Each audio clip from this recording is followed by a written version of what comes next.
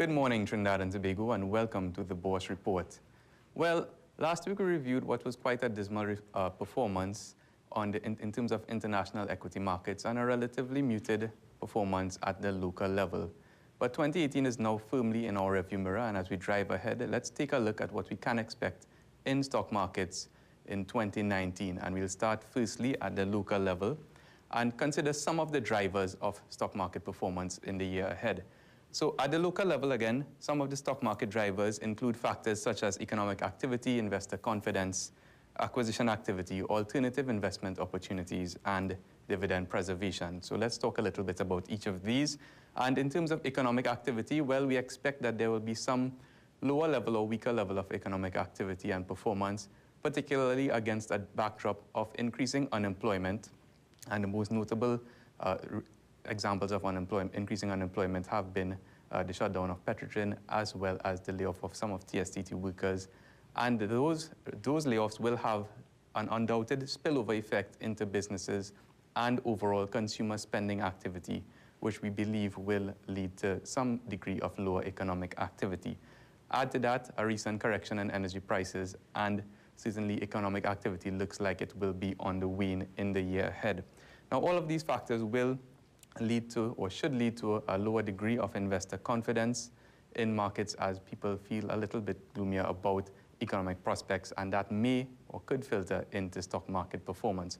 However, there are some important supporting factors in the year ahead, and those include acquisition activity. As we mentioned last week, Republic Bank is on the verge of completing its acquisition for Cayman National Corporation, as well as the Sagicor's potential takeover by or potential acquisition by Alinvest, a Canadian special purpose acquisition company, and of course, NCB Financial Group's acquisition of up to 62% of Guardian Holdings Limited, and that's already in train and expected to conclude, or the offer is expected to conclude in early February.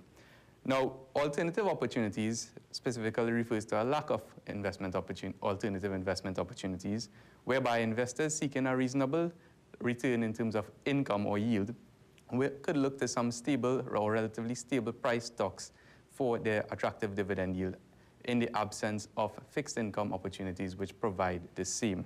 And finally, in terms of dividend preservation, while we are going through the down phase of a particular economic cycle that we're in right now, there are certain companies or several companies with the willingness and ability to preserve their dividends despite fluctuating earnings. And those three factors could all support the stock market. So these are some of the main factors. Where do we see the markets going in 2019? Well, in terms of the All Trinidad and Tobago Index, that is those companies that are locally listed, we expect a 3 to 5% increase over the 2019 period. And the Trinidad and Tobago Composite, which includes the cross-listed stocks, which are notoriously a bit more difficult to project, we also anticipate roughly a 3 to 5% increase. At a granular level, let's take a look at some of the sector performances and some of the more notable sectors. In 2018, in the yellow, the projected performance of the manufacturing sector by Bourse was just around 7.9%, and that's stock price performance of the manufacturing stocks. The actual performance was just around 7.1% down. In 2019, we project a 7.4% increase, and that's on the heels of some rebounds in valuations where some of the stocks may have become oversold to a degree. Other notable performances include the conglomerate sector, where a 3% decline was projected in 2018. There was an actual decline of just around 9.5%. And for 2019, we expect some recovery, just around 2.2%. The banking sector, one of the largest sectors on the index, we expect almost a 4.5% increase in 2019, whereas in 2018, they actually delivered just around 6.2%. And the energy sector, which is really one stock, that is TTNGL, would have delivered a 9.8% increase, that's to your far right, of 9.8% in 2018 versus a projected 7.8% in 2018.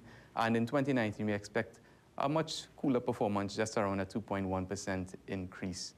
Okay, so that's a look at the local market. Now, in terms of the international markets, it's of course a much more difficult prospect to call specific performances given the multitude of factors that could impact a country or region and the overall global investor sentiment, as well as several specific factors to each of those countries. But we'll look at some of the major themes going forward in 2019. And some of those include trade negotiations, and whereas this was broadly negative towards the end of 2018, there seems to be some signs of an amenable conclusion in terms of trade negotiations between the US and China. So we'll leave a question mark there, as it could lead to a pretty significant period of volatility in international markets. Global growth is on the wane, and we think that or global growth not meeting expectations could have a downward impact on the market. However, some of the positive drivers include a potential stabilizing in US interest rates. Now, one of the factors driving the low expectation of, or increased expectation of lower growth has been the fact that the US Federal Reserve has been increasing interest rates at a very rapid pace. In fact, there were 4 increases last year, and there were 3 projected for 2019.